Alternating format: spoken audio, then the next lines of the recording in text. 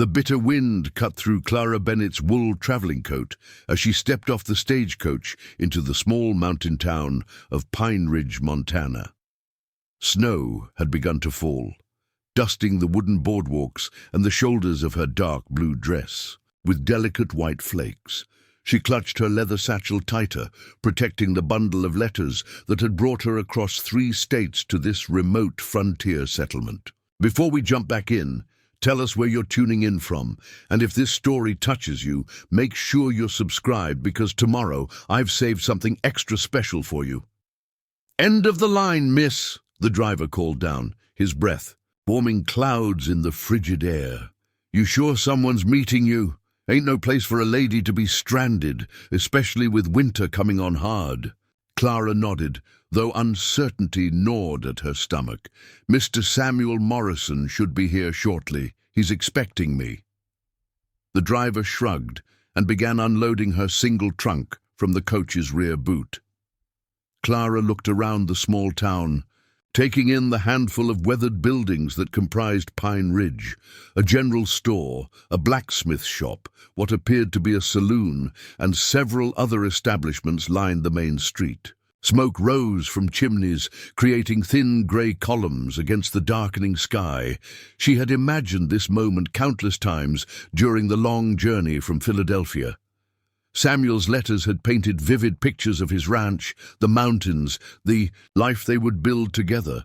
His handwriting had been strong and confident, his words thoughtful and kind. After 3 years of correspondence, she felt she knew him well enough to leave everything behind and travel west to become his wife. The stagecoach rumbled away, leaving Clara alone on the wooden sidewalk with her trunk beside her.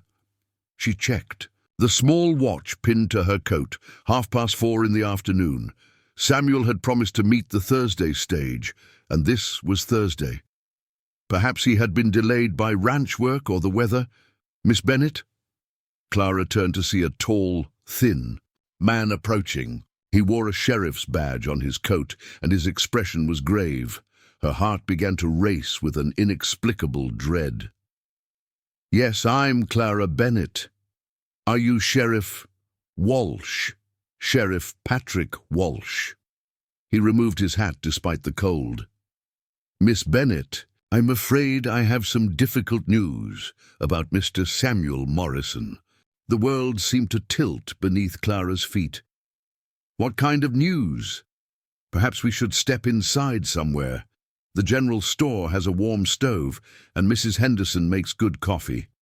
Please, Sheriff Walsh, just tell me, is Samuel hurt?" The sheriff's jaw tightened. "Miss Bennett, Mr. Morrison was found yesterday morning on his property. He'd been shot.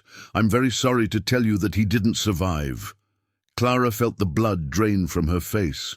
Her carefully planned future, the new life she had traveled so far to claim, crumbled in an instant. "Shot? How? Why?" "Rustlers, we believe. They've been hitting ranches throughout the territory, stealing cattle and horses. Mr. Morrison likely surprised them on his land." Sheriff Walsh's voice was gentle but matter-of-fact. "They left him where he fell." Clara's legs suddenly felt weak. She reached out to steady herself against a nearby post, her mind struggling to process this devastating news. Samuel was dead. The man whose letters had filled her with hope and excitement, who had promised her a home and partnership, was gone before she had even met him. "Miss Bennett, do you have family back east? Somewhere you can return to?" The question brought Clara's situation into sharp focus. She had sold everything she owned to finance this journey. Her teaching position in Philadelphia had been filled the moment she resigned. Her small inheritance from her parents had been spent on travel expenses and a modest trousseau. She had burned every bridge to get here, confident in Samuel's promises. And her own courage. "No," she said quietly, "there's nothing for me back there." Sheriff Walsh looked uncomfortable. "Well, there's Mrs. Henderson's boarding house, though it's not much and winter's coming. The passes will be snowed in within a few weeks, and the next stage won't run until spring." Clara felt panic rising in her throat. Trapped in a strange town, with no money, no prospects, and winter approaching fast. It was a nightmare she couldn't have imagined when she'd stepped aboard that first train in Philadelphia. What about Samuel's property? His ranch? That's complicated, Sheriff Walsh said. Mr. Morrison has a brother, Jacob. The ranch likely goes to him, though Samuel did mention in town that he was expecting a bride, said he'd made arrangements. A brother? Clara felt a flicker of hope. Perhaps Samuel had mentioned her in a will, or his brother would honor Samuel's commitments. Jacob Morrison, he lives on the ranch with Samuel. Lived with him, I should say. He's... Sheriff Walsh paused, choosing his words carefully.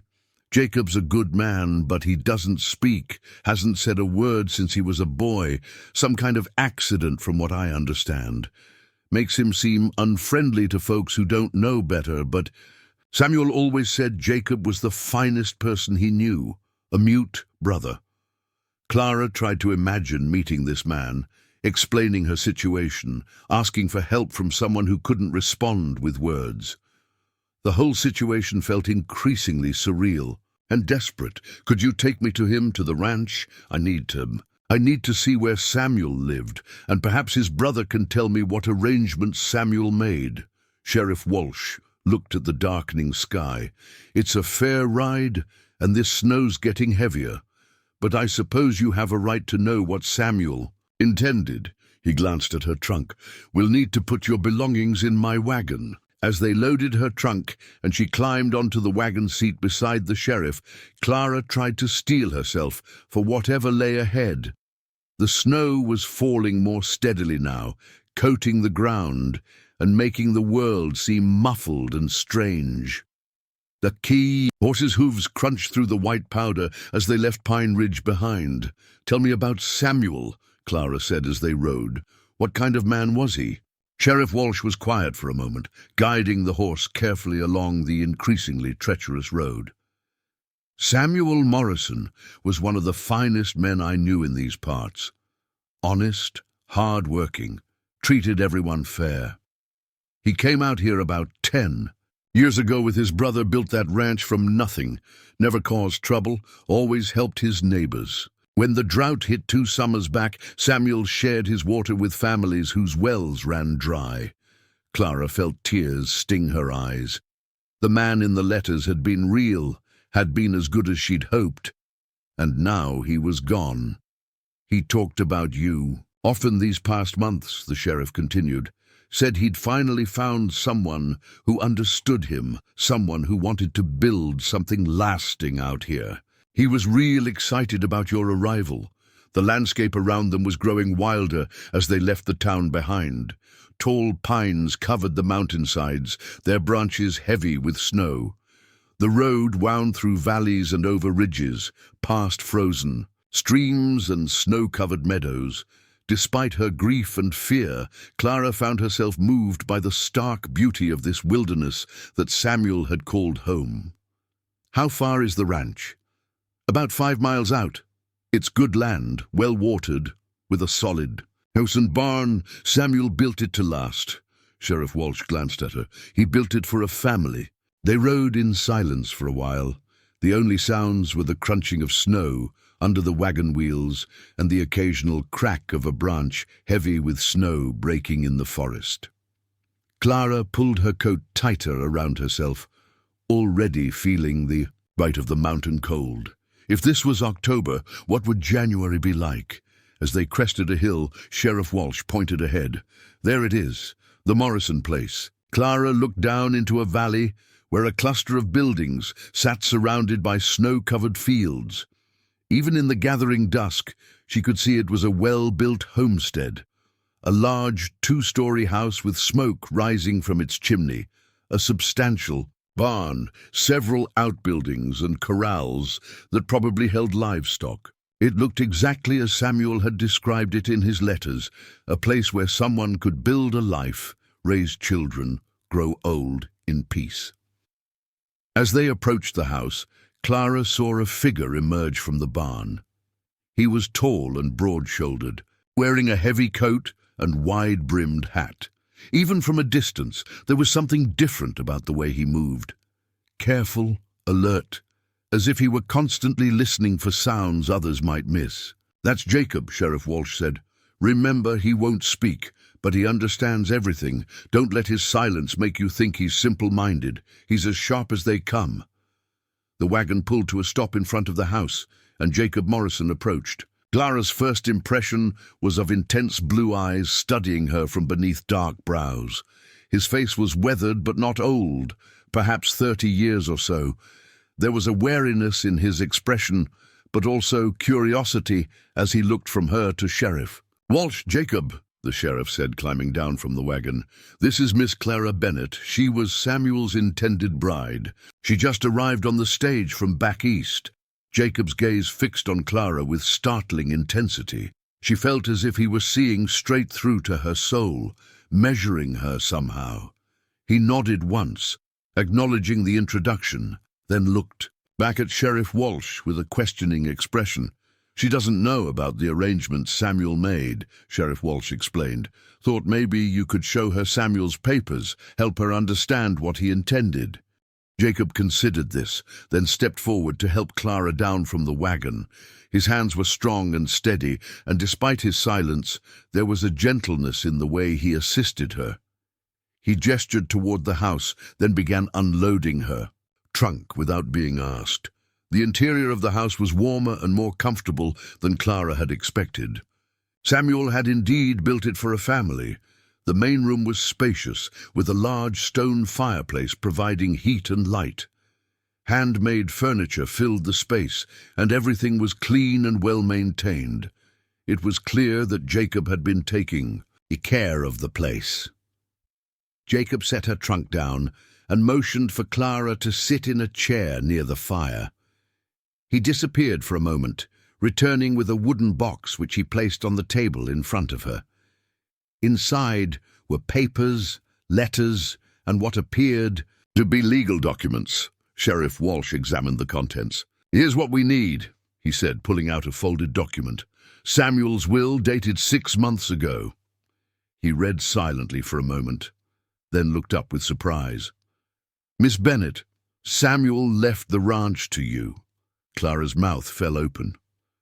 "To me? But we were never married?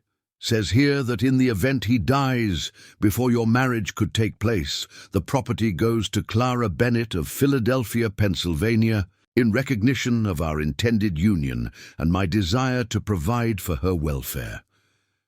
Sheriff Walsh shook his head in amazement. "I've never seen anything quite like it." Jacob was watching Clara's face intently, his expression unreadable. She looked from him to the sheriff, struggling to comprehend what she was hearing. "He left me his ranch, but what about Jacob? This is his home too." Sheriff Walsh continued reading. "Samuel thought of that. Says here that Jacob Morrison is to retain full residence rights for as long as he wishes, and that the property cannot be sold without his written consent." He looked up. "Essentially, you both own it, but neither can dispose of it without the other's agreement." Clara looked at Jacob, wondering what he thought of this arrangement. His brother had essentially made them partners in everything Samuel had built. But Jacob's face revealed nothing of his feelings about the situation. "There's more," Sheriff Walsh said. "Samuel set aside funds for your support through the winter. Says here that he feared if something happened to him, you might arrive with no way to return east before the pass is closed. He wanted to ensure you could survive until spring, when you could make your own decision about what to do." Tears ran down Clara's face as the full extent of Samuel's thoughtfulness became clear. Even facing the possibility of his own death, he had tried to protect her, to give her choices and security. It was more kindness than she had ever received from another human being. Jacob moved quietly to the kitchen area and returned with a cup of hot coffee, which he placed in Clara's hands. Their fingers brushed briefly, and she was struck by the warmth and steadiness of his touch. His eyes met hers for just a moment, and she saw something there, compassion, perhaps, or understanding. I should head back to town before this snow. Gets worse, Sheriff Walsh said, gathering up the papers. Miss Bennett, legally you're the owner of this property now. Jacob can show you around, help you understand how things work here. Samuel left detailed notes about the ranch operations. Clara felt overwhelmed by the sudden responsibility. Sheriff, I don't know anything about running a ranch. I was a school teacher in Philadelphia. Well, you've got the winter to learn, he replied. And Jacob here knows everything Samuel knew. He's been working on this land for 10 years. After Sheriff Walsh left, Clara found herself alone with Jacob Morrison in the house that was now legally hers, but had been his home for a decade. The silence stretched between them, broken only by the crackling of the fire and the sound of wind driving snow against the windows. Jacob picked up one of the letters from the box and held it out to her. She recognized her own handwriting on the envelope, one of the many letters she had sent to Samuel. Inside the box were dozens more tied with ribbon. Samuel had kept every letter she had written, and from the worn edges, it was clear he had read them many times. He treasured these, Clara said softly, just as I treasured his letters to me. Jacob nodded, then pulled out a leather journal from the box. He opened it and showed Clara pages covered with Samuel's neat handwriting. It appeared to be plans and dreams, sketches of additions to the house, notes about expanding the cattle herd, lists of things to show Clara when she arrived. One page was titled Clara's Garden and contained detailed plans for a vegetable and flower garden behind the house, complete with notes about which plants would grow best in the mountain climate. Another page showed plans for a second bedroom, labeled Future Children. The reality of Samuel's loss hit Clara anew. He had been planning their entire life together, thinking of her happiness and comfort in every detail. And now she was here, in the house he had built for her, with his silent brother as her only companion. Jacob closed the journal and looked at Clara with those intense blue eyes. He gestured toward the kitchen, raising his eyebrows in a clear question. Preparing and narrating this story took us a lot of time. So if you are enjoying it, subscribe to our channel. It means a lot to us. Now back to the story. Are you asking if I'm hungry? Clara interpreted. He nodded. Yes, I suppose I should eat something. It's been a long day. Jacob moved efficiently around the kitchen, preparing a simple but substantial meal. Clara watched him work, noting how comfortable he was in this domestic setting. He had clearly been taking care of himself and Samuel for years. When he set a plate before her, the food was well prepared and seasoned. "Thank you," Clara said. "This is very good." Jacob inclined, his head in acknowledgement, then sat across from her with his own plate. They ate in comfortable silence. The only sounds were the storm outside and the fire burning in the main room. After dinner, Jacob showed Clara to a bedroom on the second floor. It was clearly the room Samuel had prepared for her. There was a washstand with fresh towels, a comfortable bed with a patchwork quilt, and even a small bouquet of now-dried wildflowers on the dresser. Someone, Jacob, she realized, had been maintaining this room, keeping it ready for her arrival. "Thank you for keeping Samuel's preparations," Clara said as Jacob set her trunk inside the room. "For keeping everything ready." Jacob paused in the doorway, looking back at her.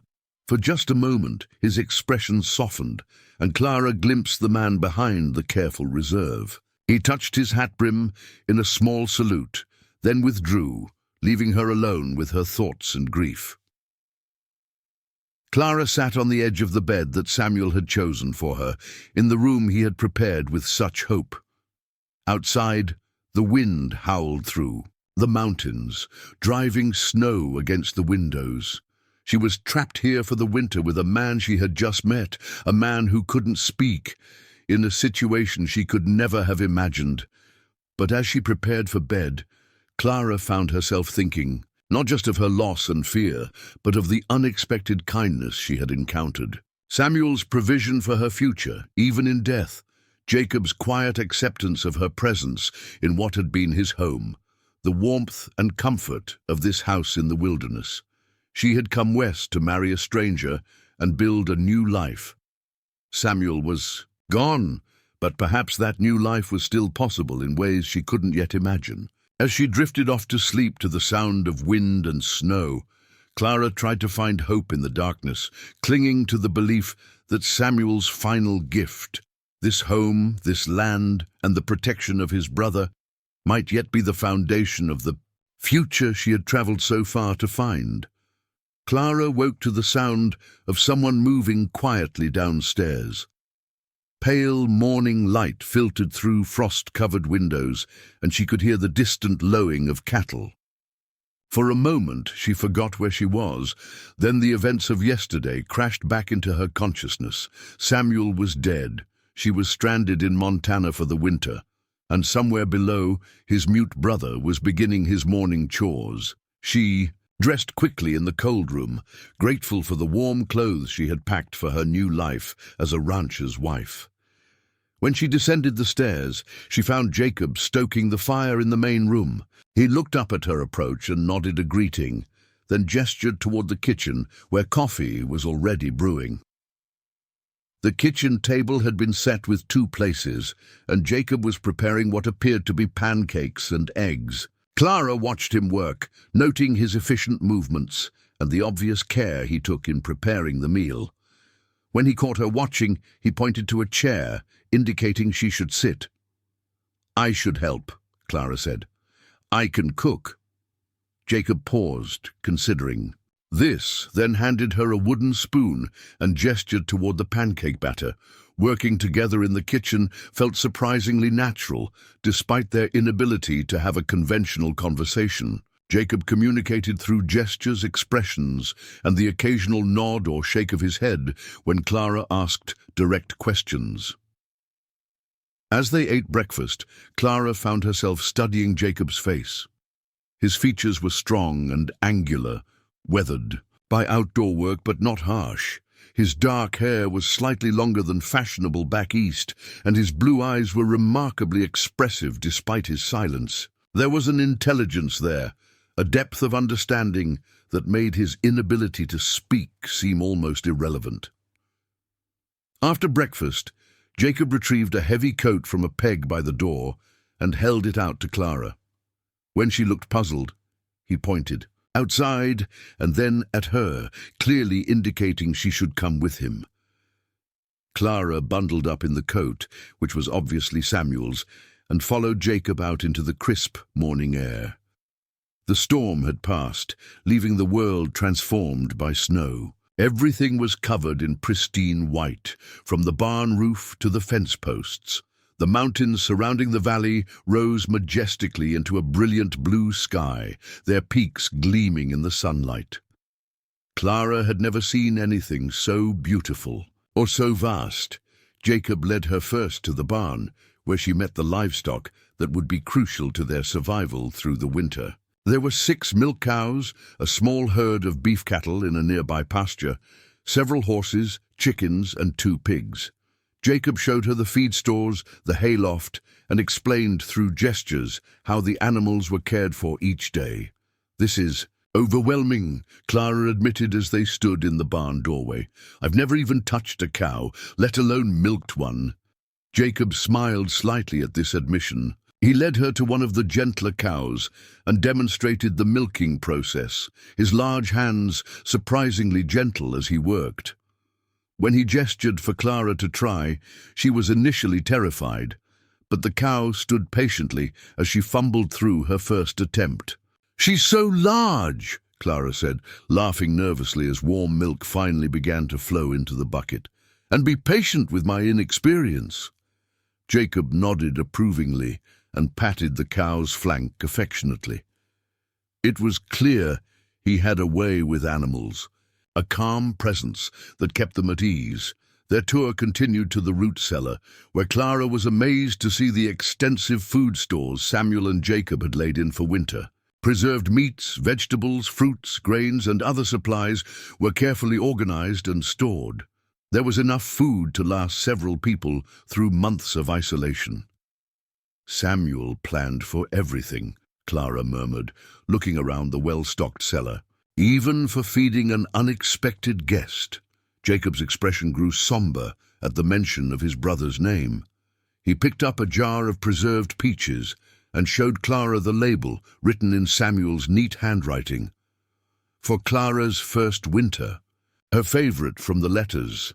Clara felt tears prick her eyes. Samuel had remembered her mentioning in one of her letters that peaches were her favorite fruit, and he had preserved some especially for her arrival. The depth of his thoughtfulness and planning struck her anew. As they walked back toward the house, Jacob suddenly stopped and held up a hand, alert and listening. Clara strained to hear what had caught his attention. In the distance she could make out the sound of horses approaching. Jacob's demeanor changed instantly. He took Clara's arm and guided her quickly toward the house, his movements urgent but controlled. Once inside, he went to a window and peered out carefully, staying out of sight of anyone approaching.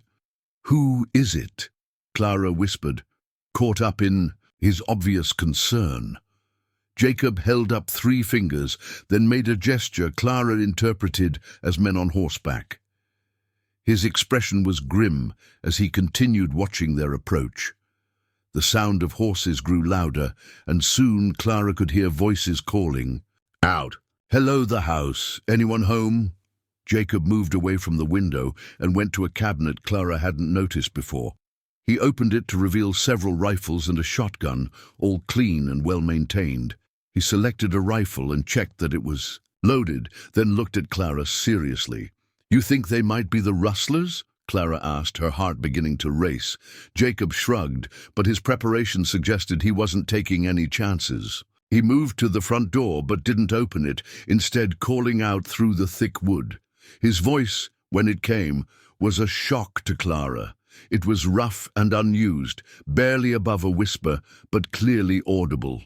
"State your business." The sound of Jacob speaking startled Clara so much she nearly gasped aloud.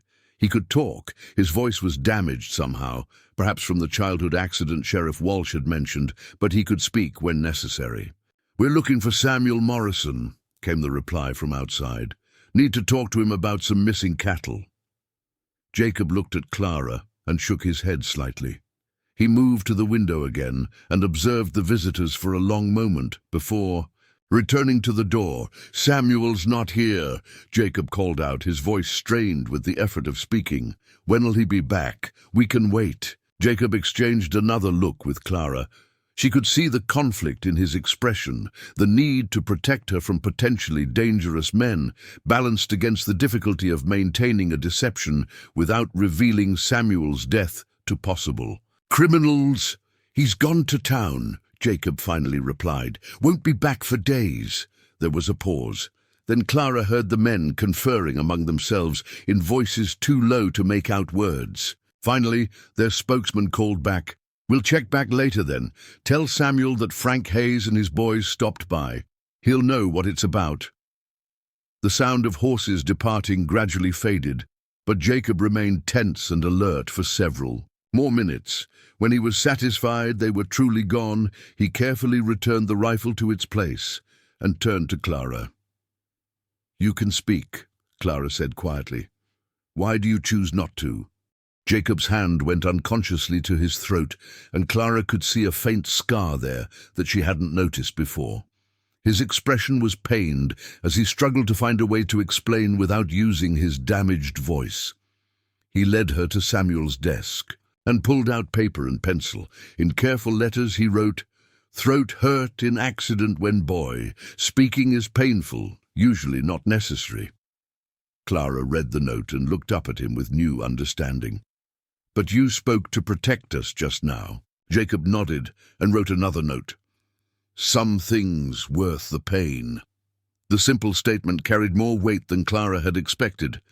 This man, who chose silence because speaking caused him physical discomfort, had been willing to endure that pain, to keep her safe from potentially dangerous strangers. "Who do you think they were?" Clara asked.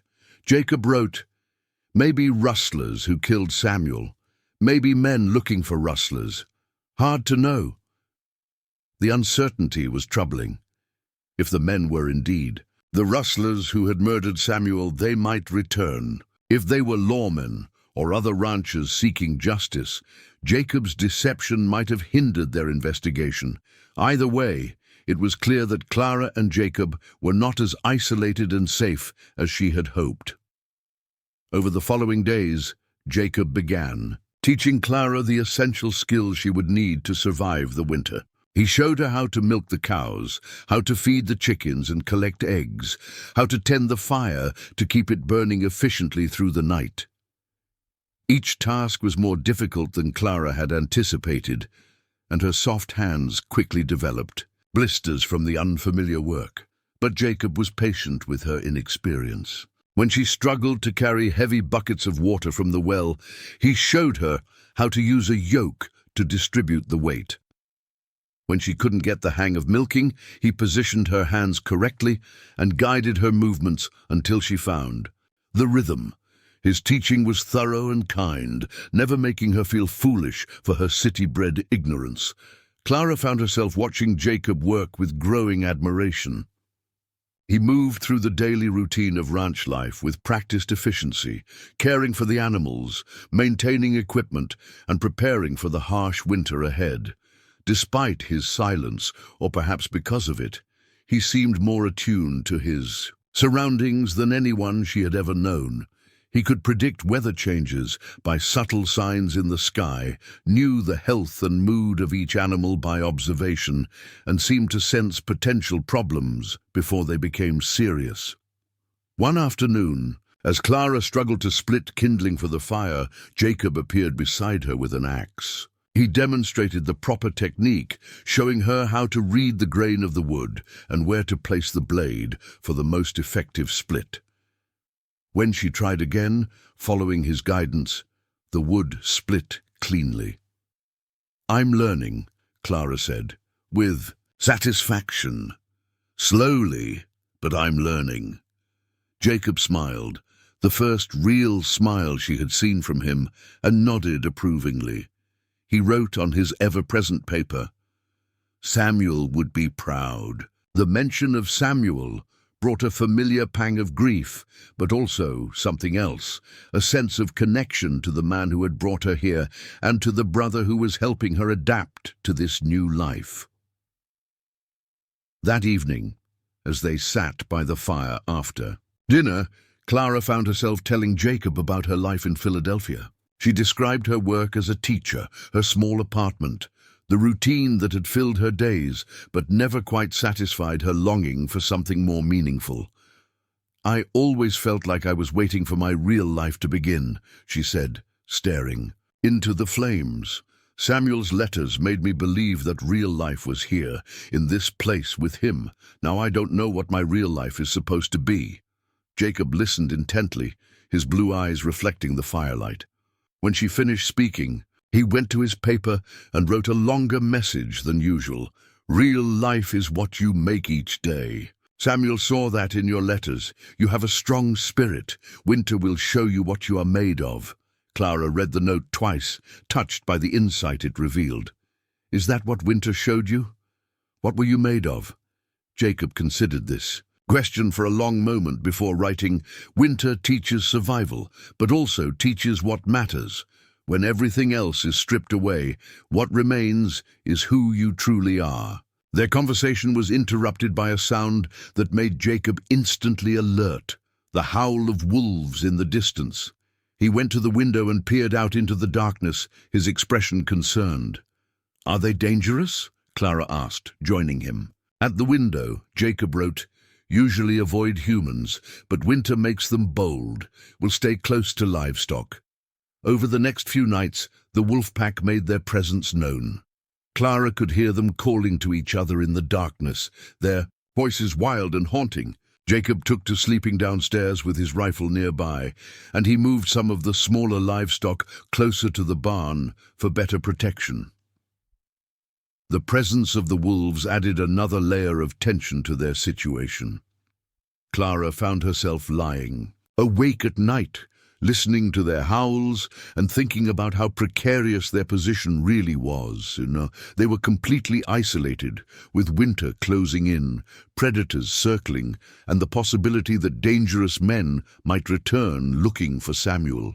But despite the fears that plagued her in the dark hours, Clara also began to feel something she hadn't expected, a sense of belonging. Each day brought new competence in the skills she was learning. Each challenge overcome made her stronger and more confident. And Jacob's quiet presence had become a source of comfort rather than awkwardness.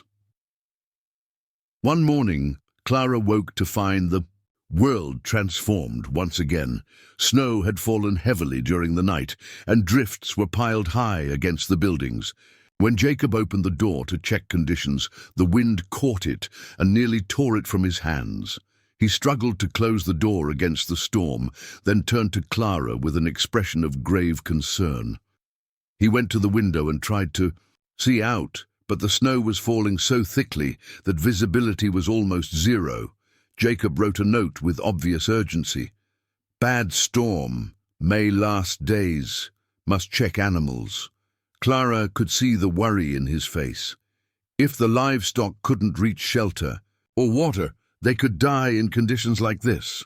But venturing out in the blizzard would also be extremely dangerous for Jacob. "I'll come with you," Clara said. Jacob shook his head emphatically and wrote, "Too dangerous. You stay warm and safe." "Absolutely not," Clara replied firmly. "If something happens to you out there, I'll be completely helpless. We go together or not at all." Jacob stared at her for a long moment, clearly torn between his desire to protect her and the practical reality of her argument. Finally, he nodded reluctantly and began gathering the heavy weather gear they would need. As they prepared to venture into the storm, Clara realized that this would be her first real test of the survival skills Jacob had been teaching her. The wolves, the mysterious visitors, the daily challenges of ranch life, everything had been leading to this moment when she would discover whether she truly had the strength and courage to survive in this harsh but beautiful wilderness. The blizzard raged outside, but Clara felt a calm determination settling over her. She had traveled across a continent to find a new life. Samuel was gone, but perhaps the life she was meant to live was still possible in ways she was only beginning to understand. With Jacob beside her, she was ready to face whatever the storm might bring. They bundled themselves in layers of wool and leather, wrapping scarves around their faces until only their eyes were visible. Jacob handed Clara a coil of rope, gesturing for her to tie one end around her waist, while he secured the other end to himself. Through the howling wind, he shouted instructions she could barely hear. "Hold tight! Don't let go!"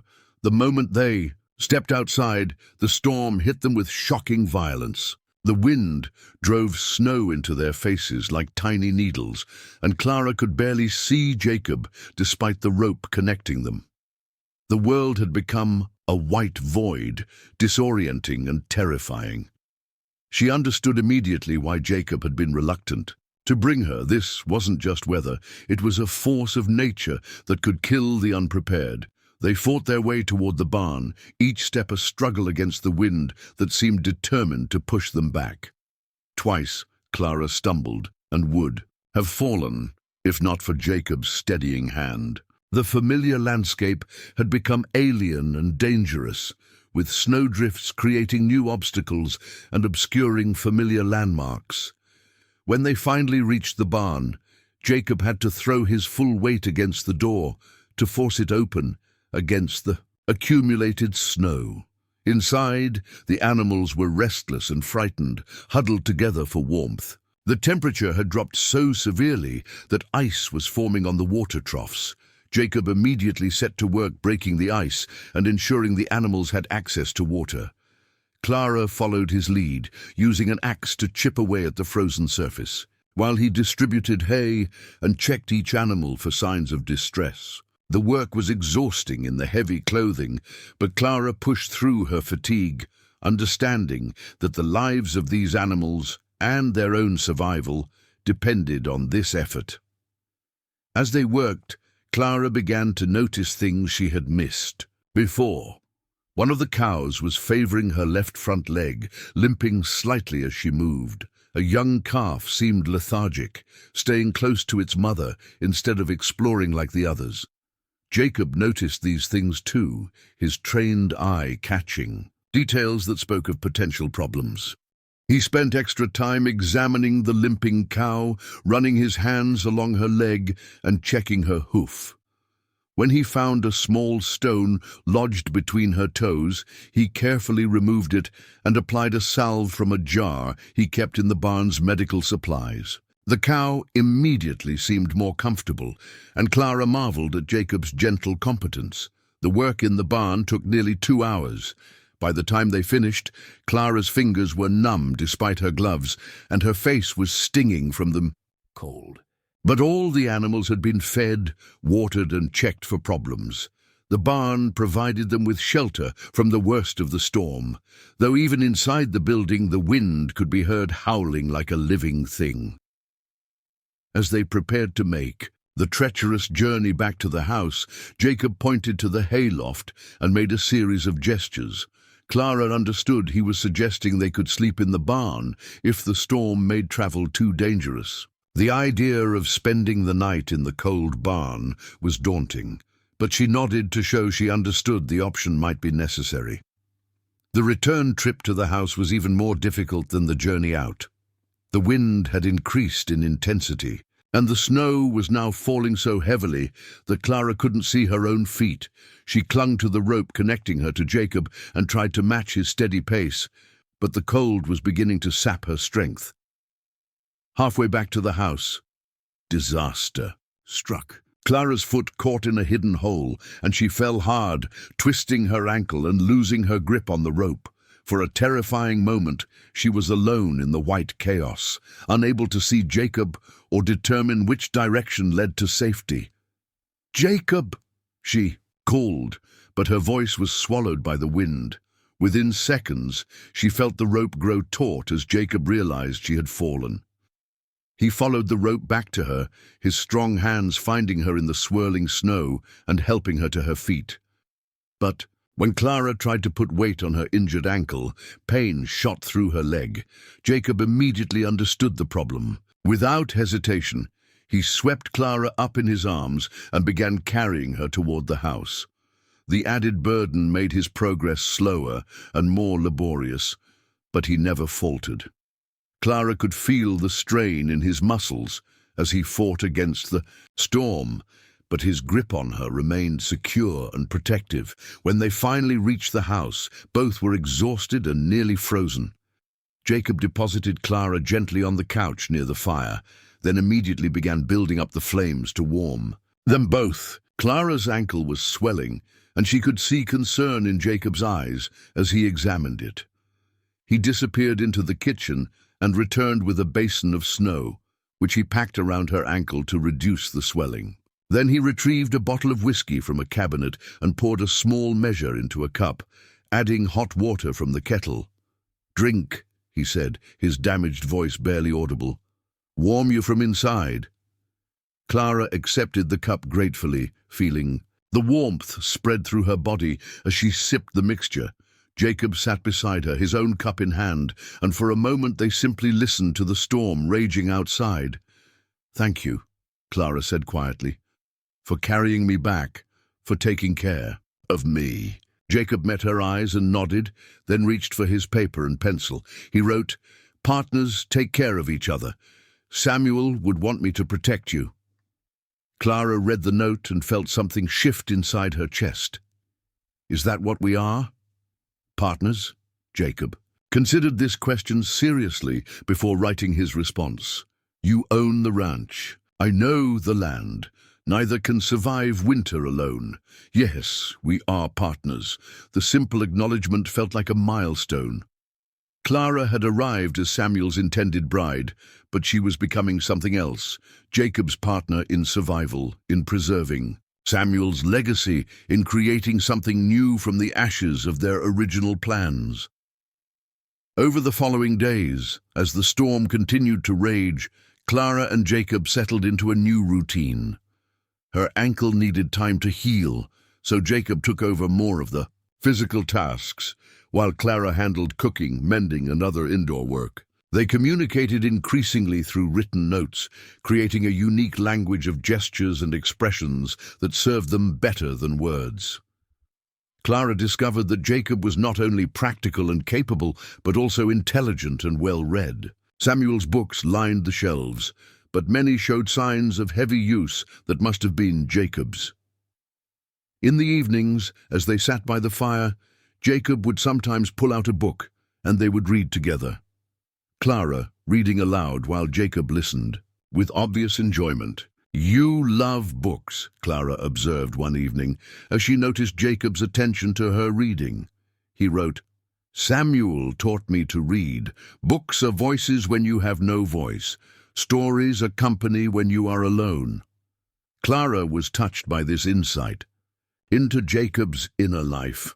His silence wasn't emptiness, it was filled with thoughts and dreams and the voices of countless books. In some ways, she realized, Jacob was more articulate in his silence than many people were with all their words.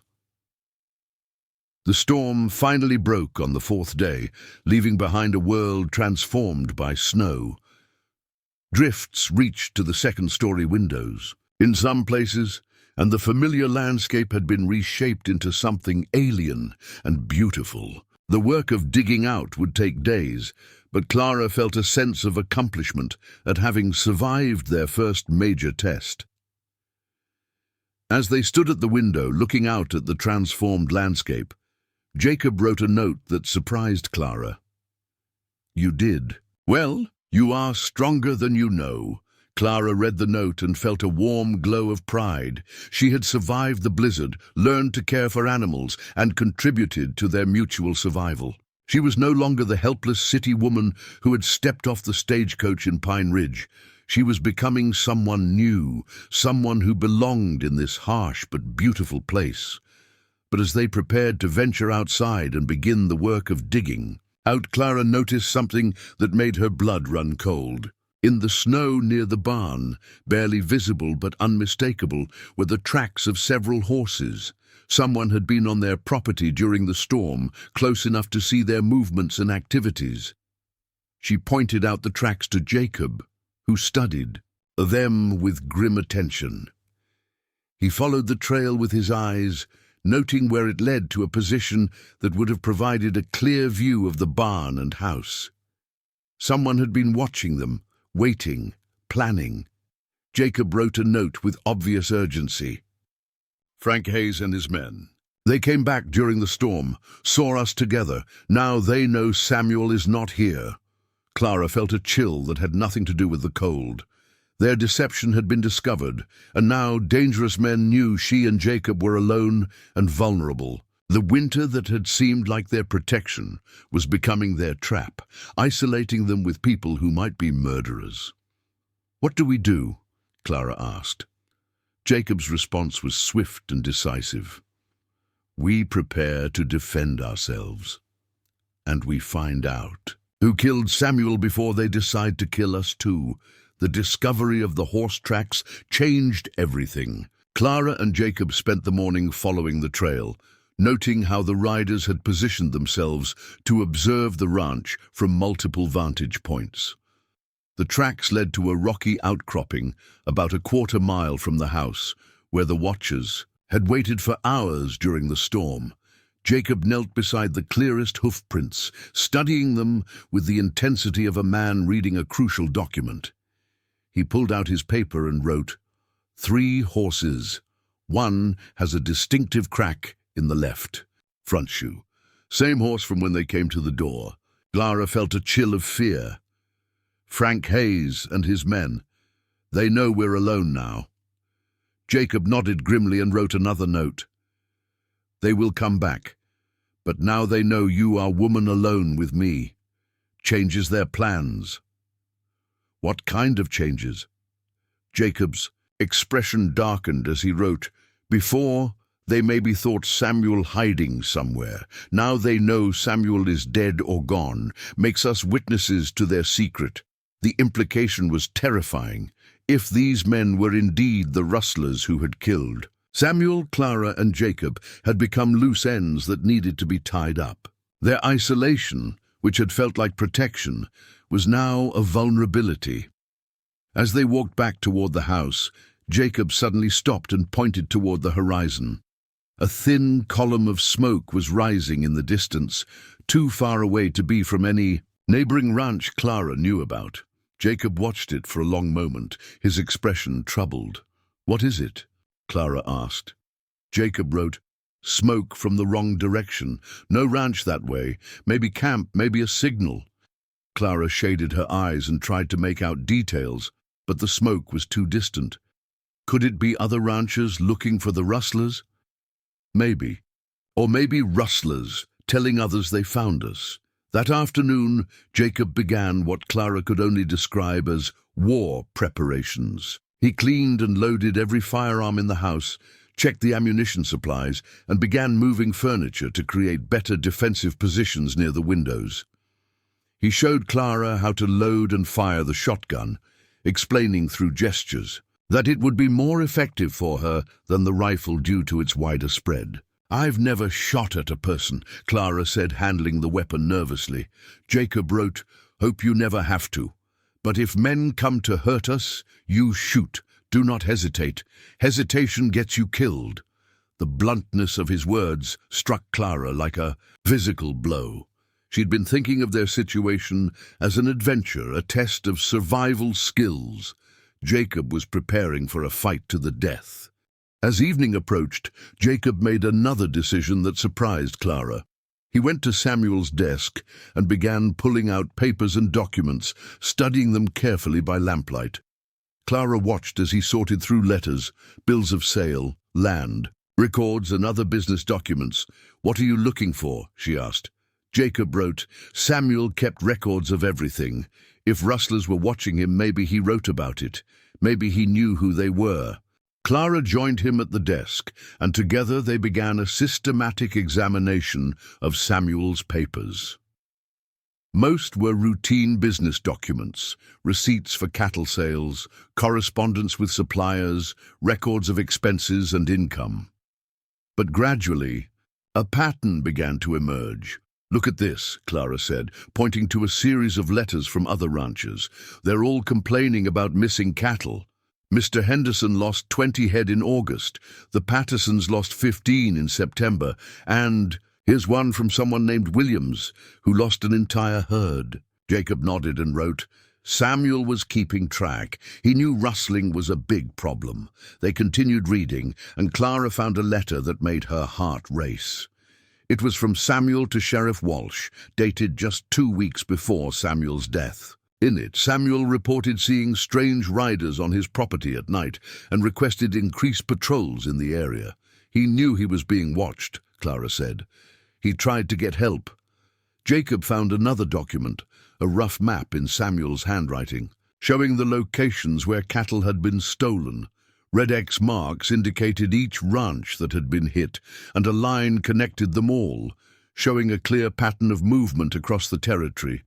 But the most disturbing discovery was a letter Samuel had started but never finished. It was addressed to Clara, and the incomplete text read, "My dearest Clara, if you are reading this, then my fears have been realized, and I am no longer able to protect you, as I promised. The men who have been stealing cattle are not ordinary thieves. They are organized, well-armed, and led by someone with knowledge of every ranch in the territory. I suspect they have help from—" The letter ended abruptly, as if Samuel had been interrupted while writing it. Help from whom? Clara wondered aloud. Who was he about to name? Jacob studied the unfinished letter, then wrote, "Someone in town. Someone who knows all ranches, all cattle, all movements." Clara felt a sick realization forming. Someone like the sheriff? Jacob's expression was grim as he wrote, "Or banker, or store owner, someone people trust with information." They spent the rest of the evening going through more papers, but found no other clues about who Samuel suspected. However, They did find detailed records of the ranch's cattle inventory, including descriptions and brand marks that would help them identify any stolen animals. That night, Clara barely slept. Every sound outside made her tense, wondering if it was the wind or approaching riders. Jacob had positioned himself downstairs with a rifle, ready to defend the house, but Clara couldn't shake the feeling that they were being watched, even now. In the morning, their fears were confirmed. Jacob found fresh tracks around the house. Someone had approached during the night and circled the building, staying just out of sight. The boldness of the surveillance was chilling. Jacob wrote, "Getting ready to attack. Soon they will not just watch." Clara felt panic rising in her throat. "What can we do? We can't fight them off indefinitely." Jacob considered this, then wrote a longer note. "Need to get word to law, but not Sheriff Walsh if he is involved. Need to contact the territorial marshal or army." How? "The nearest town is Pine Ridge, and that's where the sheriff is." Jacob pointed toward the mountains. "There's a mining camp 2 days north, has a telegraph. Can send a message to the territorial capital." Clara looked at the snow-covered peaks he was indicating. 2 days through this weather? It would be suicide. Maybe, but staying here is also suicide if they decide to attack. One person might get through mountains. Both of us will definitely die if we stay. Clara realized what he was suggesting. "You want to go alone?" Jacob nodded and wrote, "I know mountains, can travel in weather that would kill most men. You stay here, keep the house looking occupied. If I get through, help will come, and if you don't get through." Jacob's expression was somber as he wrote, "Then you have a few days before they attack. Use time to prepare. Fight as long as you can." The plan was desperate, but Clara could see the logic in it. Their situation was already desperate, and doing nothing would likely result in death for both of them. "When would you leave?" she asked. "Tonight, travel at night, hide during day, harder for them to track." Clara felt a wave of terror at the thought of being left alone, but she forced herself to think practically. What do I need to know to survive until help arrives? Jacob spent the rest of the day teaching Clara everything he could about defending the ranch alone. He showed her how to barricade doors and windows, how to move between rooms without exposing herself to gunfire, and how to make the house appear occupied even when she was hiding. He also taught her about the animals' needs, showing her how to care for them with minimal exposure to outside observation. The livestock would need daily attention, but Clara could reach the barn through a covered walkway Jacob had built years earlier. Most importantly, he taught her about rationing supplies and managing the fire to last as long as possible. If she was trapped in the house under siege, she might need to survive for days or even weeks before help arrived. As evening approached, Jacob began preparing for his journey. He packed light, just essential supplies and warm clothing. He would travel on foot, avoiding the main trails where he might be spotted. The journey would be grueling, but Jacob had survived in the mountains before. "There's something else," Clara said as Jacob prepared to leave. "If you don't make it back, I want you to know I'm grateful for everything you've done. Samuel chose well when he trusted you to protect me." Jacob looked at her for a long moment, then wrote, "Samuel saw your strength before you did. You will survive this. You are stronger than mountains." Clara felt tears sting her eyes at his words. In the short time she had known Jacob, he had become more than just a protector. He had become a true partner, someone who believed in her when she didn't believe in herself. Jacob shouldered his pack and moved toward the door, then paused. He returned to the desk and wrote one more note. "If I do not return, look for help from Mrs. Anderson at Trading Post. She hates rustlers. They killed her husband. She will help you." Clara read the note and nodded. "Mrs. Anderson, I'll remember." Jacob opened the door and stepped out into the cold night. Clara watched from the window as his dark figure disappeared into the snow-covered landscape. heading toward the mountains that loomed black against the starry sky. For the first time since arriving in Montana, Clara was truly alone. The house seemed to echo with emptiness, and every sound outside made her reach for the shotgun. But as the hours passed, she found herself settling into a strange calm. Jacob believed she could survive this, and perhaps that was enough. She spent the night moving between windows, watching for any sign of approaching riders. The fire burned low, casting dancing shadows on the walls. Outside, the wind howled through the mountains, carrying with it the promise of more snow and the hope that Jacob would find the help they desperately needed. Morning came grey and cold, with fresh snow beginning to fall. Clara went through the motions of normal routine, feeding the animals, milking the cows, preparing breakfast for one. But her eyes constantly scanned the horizon, looking for any sign of movement. By mid-morning she saw it, riders approaching from the direction of Pine Ridge, 3 men on horseback, moving purposefully toward the ranch. Clara's heart hammered as she recognized the distinctive silhouette of the lead rider. Frank Hayes had returned, and this time he wasn't coming to ask questions. Clara retreated to the prepared defensive position Jacob had shown her, a spot behind the overturned kitchen table where she had a clear view of the front door and windows. The shotgun was loaded and ready, and she had extra ammunition within reach. The riders stopped just outside the rifle range and remained there for several minutes, clearly observing the house and planning their approach. Clara could see them, talking among themselves, gesturing toward the building and the surrounding area. Finally, Frank Hayes rode forward alone, stopping just within shouting distance of the house. "Miss Bennett," he called out, "we need to talk. Just want to discuss a business proposition." Clara remained silent, knowing that any response would confirm her presence and give away her position. "I know you're in there," Hayes continued. "Your boyfriend Jacob went for a little walk in the mountains last night. Shame if he got lost in all that snow." Clara's blood ran cold. They had seen Jacob leave, which meant they had been watching the house constantly. Worse, they might have followed him into the mountains. "Here's what's going to happen," Hayes shouted. "You're going to come out and talk to us like a civilized person. We're reasonable men, and we can work something out. But if you make this difficult, well, accidents happen to folks who don't cooperate." Clara gripped the shotgun tighter, her finger on the trigger. These men had killed Samuel, and they were prepared to kill her too. The only question was whether she would go down fighting or find a way to survive until help arrived. The siege of the Morrison Ranch had begun, and Clara Bennett was about to discover just how strong the mountains had made her. Clara remained motionless behind her barricade, watching through the window as Frank Hayes waited for a response that would never come. After several minutes of silence, he turned his horse and rode back to his companions.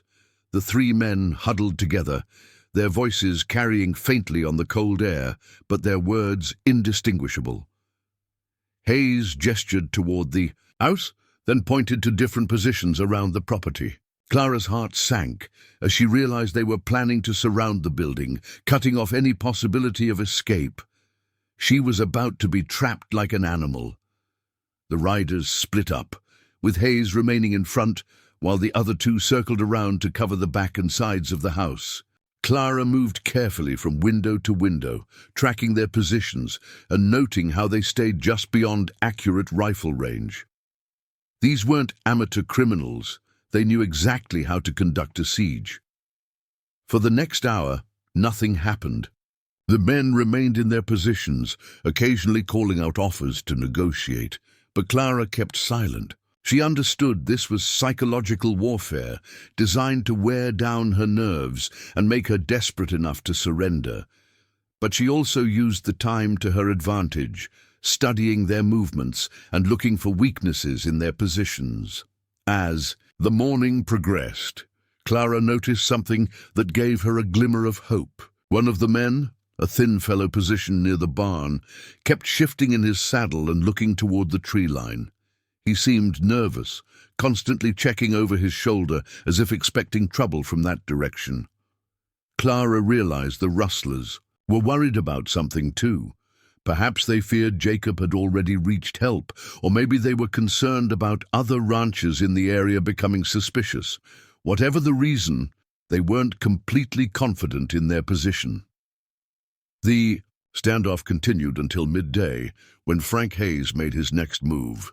He rode closer to the house, close enough that Clara could see his weathered face clearly through the window. "Miss Bennet, you're being foolish," he called out. "We're not going anywhere, and you can't stay in there forever. You'll run out of food, water, firewood. Make this easy on yourself." Clara remained silent, but Hayes's words struck home. She had enough supplies for several days, but not indefinitely, and winter weather could change quickly, potentially cutting off her water supply or making it impossible to reach the animals. "I'll make you a deal," Hayes continued. "Come out and talk, and I'll tell you what really happened to Samuel Morrison. Might surprise you to learn he wasn't the saint you think he was." This was clearly an attempt to manipulate her, but Clara found herself wondering what Hayes meant. Had Samuel been involved in something that led to his death? She pushed the thought away. Samuel's letters had shown him to be an honest, caring man, and she wouldn't let these criminals poison her memory of him. Hayes waited for several more minutes, then rode back to his original position. But Clara noticed he was now closer than before, gradually tightening the circle around the house. The afternoon brought a new development that changed everything. Clara was watching the back of the property when she saw movement in the forest. Not the Rustlers, but someone else moving carefully through the trees. Her heart leaped with hope that Jacob had somehow returned, but as the figure came closer, she realized it was a woman. The woman emerged from the tree line and began walking boldly toward the house, completely ignoring the Rustlers who shouted at her to stop. She was elderly, but moved with determination, carrying what appeared to be a rifle and a large pack. Frank Hayes rode to intercept her, but the woman raised her rifle and said something that made him halt his horse. Clara couldn't hear the words, but the woman's posture left no doubt about her willingness to use the weapon. After a brief confrontation, Hayes backed away, and the woman continued toward the house. She walked right up to the front door and knocked firmly. "Miss Bennet, my name is Martha Anderson. Jacob Morrison asked me to check on you before he headed into the mountains." Clara's heart raced. This must be the Mrs. Anderson that Jacob had mentioned, the woman from the trading post whose husband had been killed by Rustlers. "How do I know you're not with them?" Clara called through the door. "Because Frank Hayes killed my husband too. Years ago," came the firm reply, "and I've been waiting for a chance to return the favor ever since." Clara looked through the window and saw that the three Rustlers had repositioned themselves, clearly unsettled by this unexpected development. Martha Anderson stood calmly on the porch, her rifle ready but not immediately threatening. "I'm coming in," Martha announced. "These cowards won't shoot an old woman in broad daylight, bad for their reputation." Clara heard the door handle turn and quickly moved to unlock it. Martha Anderson stepped inside, bringing with her the cold air and an aura of quiet competence that immediately made Clara feel less alone. Martha was indeed elderly, probably in her 60s, but she moved with the confidence of someone accustomed to frontier hardships. Her grey hair was pulled back in a practical bun, and her clothes were well worn but sturdy. Most importantly, her eyes held the steady resolve of someone who had survived loss and come out stronger. "Jacob said you might need help," Martha said without preamble. "He was right. Hayes and his boys have been planning this for weeks." "You know about their plans?" "I know everything that happens in this territory," Martha replied grimly. "Hayes thinks he's clever, but he's not as smart as he believes. He's been recruiting men from outside the territory, bringing them in to help with a big job." Clara felt a chill. "What kind of big job?" "They're planning to hit every ranch in the valley before winter sets in hard. Steal all the cattle they can, drive them south to sell, then disappear until spring. But first they need to eliminate witnesses, starting with you. The scope of the Rustlers' ambition was staggering. They weren't just opportunistic thieves, but organized criminals planning to destroy the entire ranching community. "Why haven't you gone to the sheriff?" Clara asked. Martha's expression darkened.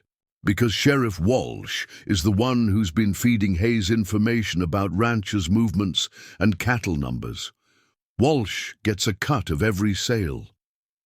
Clara felt the pieces clicking into place. This explained how the Rustlers always seemed to know when ranchers would be away from their property, and why Sheriff Walsh had been so quick to accept Samuel's death as a simple case of interrupting rustlers. "So we're on our own," Clara said. "Not entirely," Martha replied. She opened her pack and began pulling out supplies, ammunition, food, medical supplies, and what appeared to be small explosive devices. "I've been preparing for this fight for 2 years, and I sent word to some other ranchers who can be trusted. Help is coming, but it'll take time." Clara felt a surge of hope. She wasn't alone anymore, and help was on the way. But Martha's next words brought her back to harsh reality. "The problem is, Hayes knows about the help coming. That's why he's moving now instead of waiting. He plans to finish this today and be gone before anyone arrives." As if summoned by Martha's words, Frank Hayes's voice rang out again. "Mrs. Anderson, I know you're in there. This doesn't concern you." Martha moved to the window and called back, "Everything about you concerns me, Hayes. You murdered my husband." "Tom Anderson was a fool who got in the way of business," Hayes replied. "Same as Samuel Morrison. Same as you will if you don't walk away right now." Martha's grip tightened on her rifle. "The only one walking away today will be me after I put you in the ground next to your victims." The exchange seemed to galvanize the Rustlers into action. Clara watched as they began moving toward the house, no longer content to wait. The time for psychological warfare had ended. "Get ready," Martha said calmly. "They're coming." Clara positioned herself at the window Jacob had designated as her primary firing position, while Martha took a spot near the back door. Both women checked their weapons and ammunition, preparing for a fight they might not survive. The first shots came from the Rustler positioned near the barn. Bullets splintered the window frame above Clara's head, sending wood fragments flying. She ducked down, then carefully raised her shotgun and fired at the muzzle flash she had seen. Her shot went wide, but it served notice that the women were prepared to fight back. The Rustler moved to a different position, now more cautious about exposing himself. Martha's rifle cracked from the back of the house, and Clara heard a cry of pain from outside. "Got one!" Martha called. "Winged him anyway!" The battle intensified as the Rustlers began a systematic assault on the house. They moved in coordinated attacks, with one man providing covering fire while another advanced. Clara found herself impressed by their military-style tactics. These weren't just common criminals, they're soldiers, Clara called to Martha during a brief lull in the shooting. "Ex-soldiers," Martha confirmed. "Hayes recruited them after the war, men who know how to fight but can't find honest work." Clara fired again, as a figure darted between the barn and a wagon, but again her shot missed. She was learning that combat shooting was very different from target practice with bottles. The Rustler's next move was more aggressive. The man Martha had wounded threw something toward the house, a burning torch that landed on the porch and immediately began spreading flames across the dry wood. "Fire!" Clara shouted, seeing smoke beginning to seep under the door. "I see it," Martha replied. She grabbed a bucket of water that had been sitting near the stove and moved toward the front door. "Cover me!" Clara fired repeatedly at the Rustlers' positions while Martha yanked open the door and doused the flames. But the moment the door opened, bullets began flying toward the opening. Martha dove back inside, just as a bullet splintered the door frame where her head had been. "They're trying to burn us out or force us into the open," she gasped. Clara realized. Their situation was becoming desperate. The Rustlers had superior numbers, military training, and the patience to conduct a prolonged siege. Unless help arrived soon, the women's ammunition and options would run out. But then Clara heard something that made her heart leap. The sound of horses approaching from the north, moving fast. Through the window, she could see a group of riders. Cresting the hill, at least 6 men heading directly toward the ranch. "The help you sent for?" Clara asked hopefully. Martha peered out and shook her head grimly. "No, they're coming from the wrong direction, and there are too many of them." Clara's hope turned to despair as she realized the approaching riders weren't rescuers. They were reinforcements for the Rustlers. Hayes had called in additional men, and now the odds against them were even worse. But as the new riders came closer, something strange happened. Instead of joining Hayes and his men, they spread out and began surrounding the Rustlers' positions. Clara heard shouting and confusion from outside as the Rustlers found themselves caught between the women in the house and the new arrivals. "Wait," Martha said, studying the newcomers intently. "That's Ben Patterson on the lead horse, and there's Jim Wilson. These are ranchers." Clara felt a surge of desperate hope. "The help you called for?" "Different help," Martha replied with grim satisfaction. "Looks like word got out about what Hayes was planning. The ranchers have come to settle this themselves." The situation outside had changed completely. The Rustlers, who moments before had been confidently besieging the house, were now trapped in the open ground between the building and the approaching ranchers. Hayes was shouting orders, trying to organize a retreat, but his men were caught in a crossfire. Clara watched through the window as the drama unfolded. Ben Patterson, whom she recognized as one of the ranchers who had written to Samuel about missing cattle, rode directly toward Hayes with his rifle drawn. "Frank Hayes!" Patterson shouted. "You're under citizen's arrest for cattle rustling and murder." Hayes raised his hands but made no move to surrender. "You got no proof of anything, Patterson." "We got plenty of proof," came the reply, "including a confession from one of your men we caught trying to sell stolen cattle in Billings." Clara saw Hayes's expression change as he realized his operation had been compromised. His hand moved toward his gun, and Clara knew he was about to make a desperate play. "He's going for his weapon," she called Martha. Martha was already moving, throwing open the front door and taking aim with her rifle. "Hayes!" she shouted. "Frank." Hayes turned toward the house, his gun half drawn, and found himself staring down the barrel of Martha Anderson's rifle. For a moment, time seemed frozen as the two enemies faced each other across the snow-covered yard. Then Martha pulled the trigger, and Frank Hayes tumbled from his saddle into the snow. His threat to the ranching community ended forever. The remaining Rustlers, seeing their leader fall and facing overwhelming odds, threw down their weapons and surrendered. The siege was over. But Clara knew this was just the beginning of a larger reckoning that would reshape the entire territory. As the gunfire faded and the smoke cleared, Clara found herself shaking with the aftermath of battle. She had fired a shotgun in anger, had been shot at by desperate men, and had witnessed violent death.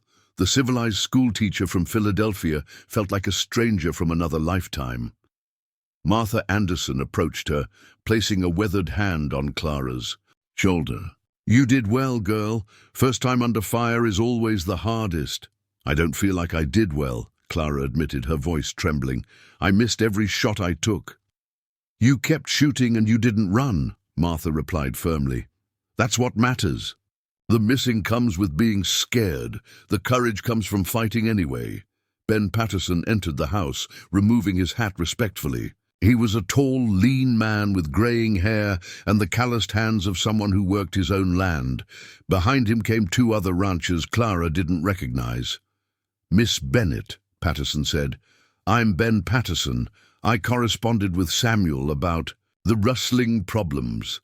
I'm sorry for your loss, and I'm sorry we didn't get here sooner." Clara nodded, still processing everything that had happened.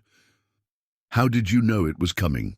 Mrs. Anderson sent word 2 days ago that something was building, Patterson explained. Said Hayes was recruiting extra men and asking too many questions about ranch schedules.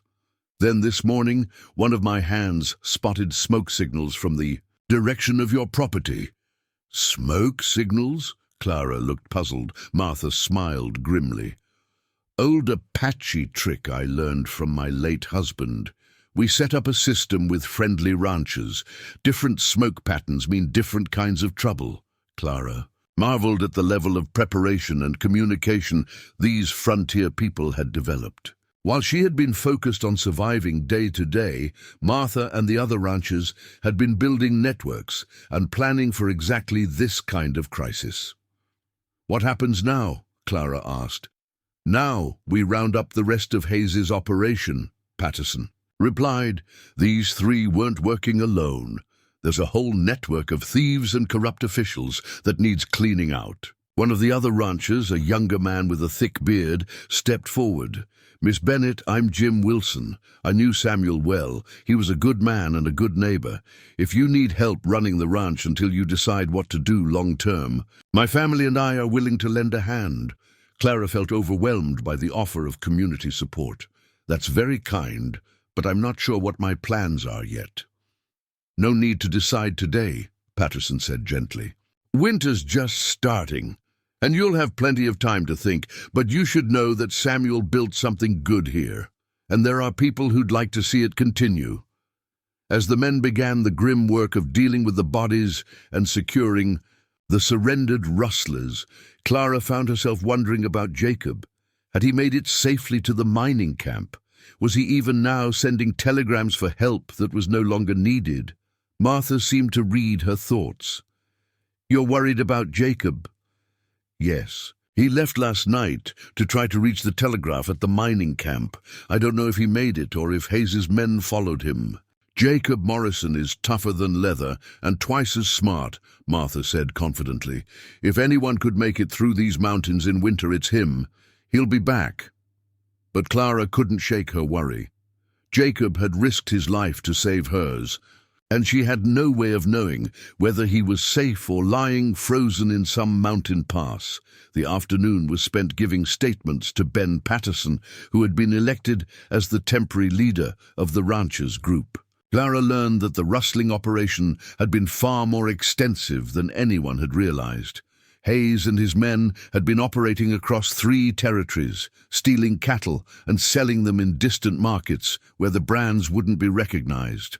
Sheriff Walsh was getting 20% of every sale, Patterson explained. In return, he made sure investigations went nowhere and that ranchers who got too suspicious had accidents. Like Samuel, Clara said quietly. Like Samuel, Patterson confirmed, and like Martha's husband Tom, and probably others we don't even know about yet. The scope of the corruption was staggering. Clara began to understand why Jacob had been so cautious about trusting anyone in Pine Ridge, and why he had insisted on reaching outside help. As evening approached, the surviving Rustlers were loaded into a wagon for transport to the territorial capital, where they would face federal charges. Sheriff Walsh would also be arrested as soon as the territorial marshal could be contacted. What about Pine Ridge? Clara asked. Who'll maintain law and order there? We'll form a citizens' committee until a new sheriff can be appointed, Patterson replied. It's not the first time ranchers have had to police themselves out here. Martha gathered her supplies and prepared to return to her trading post. Before leaving, she pulled Clara aside for a private conversation. You've got a choice to make, girl, Martha said bluntly. You can sell this place and go back east to safety, or you can stay and build the life Samuel wanted for you. It's not just my choice, Clara replied. This was Jacob's home too. He has a say in what happens. Martha smiled knowingly. Jacob's a good man, but he's been alone too long. Needs someone to remind him he's worth caring about. You could be good for each other if you're brave enough to try. Clara felt her cheeks warm despite the cold. I barely know him. You know enough, Martha said firmly. You know he's honest, brave, and willing to risk his life for yours. Out. Here, That's more important than fancy manners and pretty words. After Martha left, Clara found herself alone in the house for the first time since the morning. The silence felt different now, not the oppressive quiet of fear, but the peaceful calm of safety restored. She walked through the rooms, noting the bullet holes in the walls and the scattered furniture from their defensive preparations. The house would need repairs, but it was still solid, still the home Samuel had built with such hope and care. In Samuel's study, Clara sat at his desk and pulled out paper to write a letter. If Jacob had reached the mining camp, he would be worrying about her safety. She needed to get word to him that she was alive and that the threat had been ended. But as she began to write, Clara found herself struggling with what to say. How could she capture the events of the day, the fear and violence and unexpected community support? How could she express her relief at being safe, her gratitude for Jacob's sacrifice, and her growing certainty that this ranch was where she belonged? She settled for simple facts. She was safe, the Rustlers had been defeated, help had arrived from neighboring ranches, and she was waiting for his return. But between the lines, she hoped Jacob would read the deeper message, that she was no longer the frightened city woman who had arrived on the stagecoach. She was becoming someone new, someone strong enough to build a life in this challenging but beautiful place. As night fell, Clara prepared for bed in the same room Samuel had readied for her arrival. But tonight, the room felt different. It was no longer a shrine to Samuel's hopes or a temporary shelter for a stranded traveler. It was becoming her room, in her house, on her land. Outside, the wind whistled through the mountains, carrying with it the promise of more snow and the hope that somewhere in those peaks Jacob Morrison was safe and making his way home. Clara fell asleep listening to that wind, no longer afraid of the sounds of the wilderness, but comforted by them. She had survived her first real test of frontier life, had fought for her home and won. Tomorrow would bring new challenges, but Clara Bennett was no longer the same woman who had stepped off the stagecoach in Pine Ridge.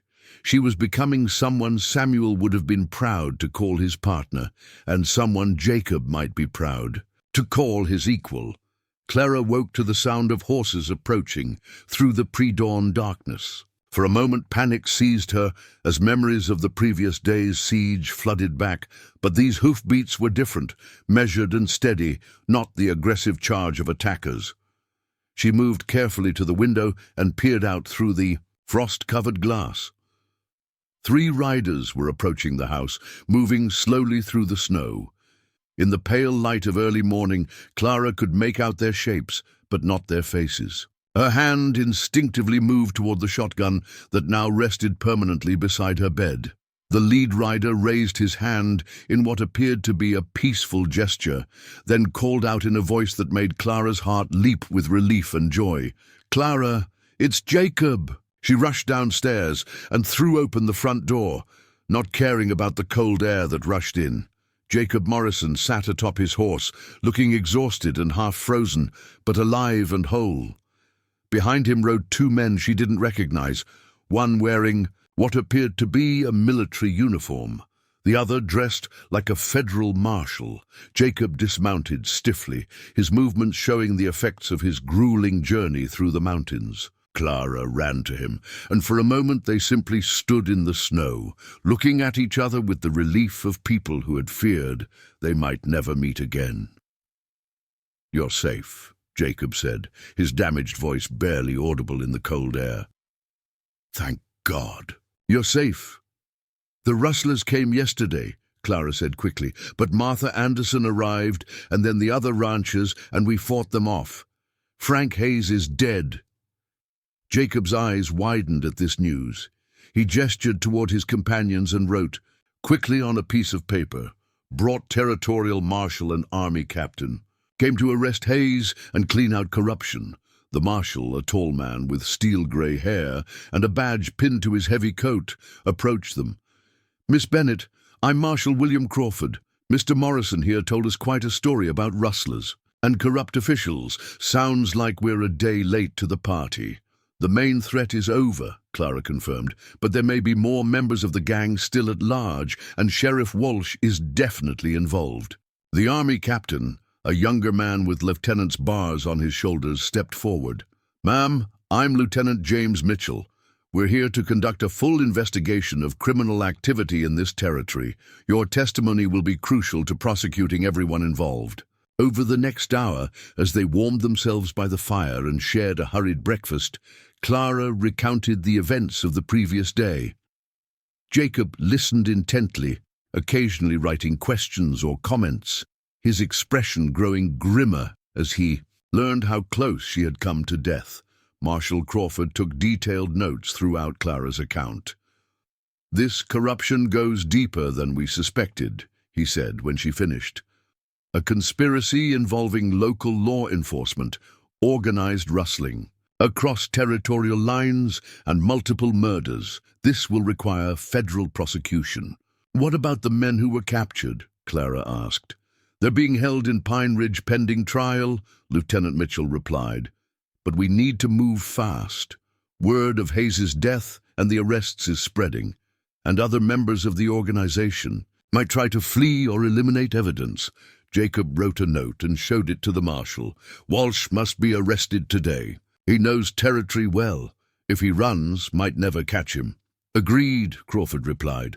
"We'll ride to Pine Ridge immediately and place him under arrest. Miss Bennett, we'll need you to come with us to provide testimony." Clara felt a flutter of anxiety. After yesterday's violence, the thought of leaving the ranch's safety was unsettling, but she understood her civic duty and the importance of seeing justice done for Samuel's murder. "I'll come," she said, "but I want Jacob with me." Jacob nodded and wrote, "We'll protect you, always." The journey to Pine Ridge took most of the morning, with Jacob riding close beside Clara's horse. The other members of their party, Marshal Crawford, Lieutenant Mitchell, and 2 additional soldiers who had joined them at the ranch, maintained professional silence, but Clara could feel the tension in the group. They were riding into a potentially hostile situation, not knowing how many people in town might be involved in the corruption. As they approached Pine Ridge, Clara noticed the unusual quiet. Few people were visible on the streets, and those who were watched the federal officers with obvious nervousness. Word had clearly spread that outside law enforcement had arrived. They rode directly to the sheriff's office, where Marshal Crawford dismounted and approached the door with authority. Clara watched from her horse as he pushed open the door and stepped inside, his hand resting on his weapon. "Sheriff Walsh!" Crawford's voice carried clearly from inside the building. "United States Marshal Crawford, you're under arrest for conspiracy, corruption, and accessory to murder." The response came not in words, but in the sharp crack of a rifle shot from within the building. Marshal Crawford staggered backward through the doorway, clutching his shoulder as blood began to seep through. "His coat, he's barricaded inside," Crawford gasped, armed and desperate. Lieutenant Mitchell immediately took command, positioning his soldiers around the building while Jacob helped the wounded marshal to safety behind a nearby wagon. Clara dismounted and knelt beside Crawford, using strips torn from her petticoat to bandage his wound. "How bad is it?" she asked. "I'll live," Crawford replied through gritted teeth, "but Walsh knows we're here to arrest him. He's not going to come quietly." From inside the sheriff's office came Walsh's voice, high-pitched with panic and desperation. "You got no proof. Hayes was acting on his own. I never told him to kill nobody." Lieutenant Mitchell positioned himself where he could see the office. "Windows, Sheriff Walsh, you're surrounded by federal troops. Surrender now, and you'll receive a fair trial." "Fair trial?" Walsh laughed bitterly. "You think I don't know what happens to corrupt lawmen in federal prison? I'm a dead man either way." Jacob wrote a quick note and showed it to Lieutenant Mitchell. "Back door to jail connects to office. He could escape or get more weapons." Mitchell nodded and dispatched 2 soldiers to cover the rear of the building. But before they could get into position, another shot rang out, this time from a different location. "He's moved," one of the soldiers called out. Different window. Clara realized that Walsh knew his own building better than the federal officers did. He could move between rooms, changing firing positions and making it difficult for them to pin him down. This could turn into a prolonged siege, just like the one at the ranch. But unlike the Rustlers, Walsh was alone and surrounded. His only advantage was his knowledge of the building and his desperate willingness to fight rather than surrender. "Sheriff Walsh!" Clara called out, surprising everyone. "This is Clara Bennett. I want to talk to you." "Clara," Jacob wrote urgently, "dangerous." But Clara had an idea. She stepped into the open, ignoring Lieutenant Mitchell's attempts to pull her back to safety. "Sheriff Walsh, you know me?" she called toward the building. "I'm the woman who was supposed to marry Samuel Morrison, the woman you told had no legal claim to his property." There was a pause. Then Walsh's voice came from inside. "What do you want, Miss Bennett?" "I want to know why Samuel had to die," Clara shouted back. "I want to understand.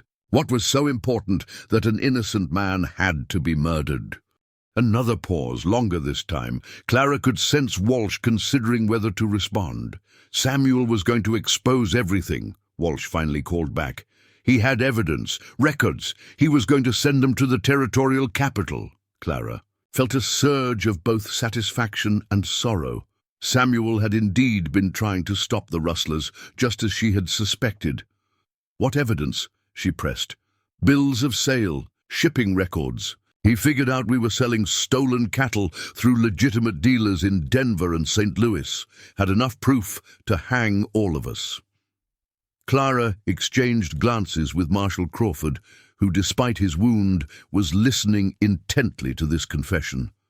"So, you had Frank Hayes kill him," Clara continued. "Hayes was supposed to scare him, make him back off. But Samuel fought back and Hayes killed him." Walsh's voice was cracking with stress and fear. "I never wanted anyone to die. I just needed the money." "Why?" Clara asked, genuinely curious now. "You were a sheriff. You had a steady job, respect. In the community." "My son," Walsh cried out. "My boy got in trouble in Denver, gambling debts to dangerous men. They were going to kill him if I didn't pay. $20,000. Where was I supposed to get that kind of money on a sheriff's salary?" Clara felt an unexpected pang of sympathy for Walsh's situation, even while condemning his choices. A father trying to save his son's life. It was a human motivation, even if it had led to terrible crimes. "Sheriff Walsh," she called out more gently, "it's over now. Hayes is dead, his men are captured, and the evidence is already in federal hands. You can't change what happened, but you can stop making it worse." Silence stretched from the building, broken only by the sound of wind blowing snow across the street. Lieutenant Mitchell stepped forward. "Sheriff Walsh, if you surrender now and cooperate fully with our investigation, I'll recommend leniency in your sentencing. You'll face trial, but you'll face it alive." More silence, then the sound of movement from inside the building. Clara held her breath, wondering if Walsh would see reason or choose to go down fighting. The front door of the sheriff's office opened slowly, and Patrick Walsh emerged with his hands raised, his gun belt dropped just inside the doorway. He looked older than Clara remembered, haggard and beaten down by the weight of his choices. "I surrender," he said quietly. "God help me. I surrender." Lieutenant Mitchell's soldiers moved quickly to secure Walsh, checking him for hidden weapons and binding his hands. As they led him toward the wagon that would transport him to federal custody, Walsh looked directly at Clara. "Miss Bennett," he said, "I'm sorry about Samuel. He was a good man who deserved better. If I could undo it all—" "You can't," Clara replied simply, "but you can live with the consequences and try to do better." Walsh nodded and allowed himself to be loaded into the wagon without further resistance. With Walsh in custody, the immediate crisis was over, but Clara knew there was still work to be done. The evidence Samuel had gathered needed to be recovered and used to prosecute the remaining members of the criminal network. The stolen cattle needed to be returned to their rightful owners, and the community of Pine Ridge needed to heal from the betrayal of trust that had nearly destroyed it. Marshal Crawford, his wound bandaged but still functional, approached Clara. As the prisoners were being prepared for transport, "Miss Bennett, your courage today helped us resolve this without further bloodshed. Walsh's confession will be crucial evidence in the prosecutions to come." "I'm just glad it's over," Clara replied. "All of it." Jacob appeared beside her, having finished helping secure the prisoners.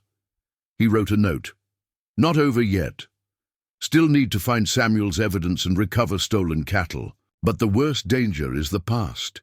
Clara nodded, understanding that while the immediate threat had ended, the work of rebuilding and seeking justice would continue for months to come.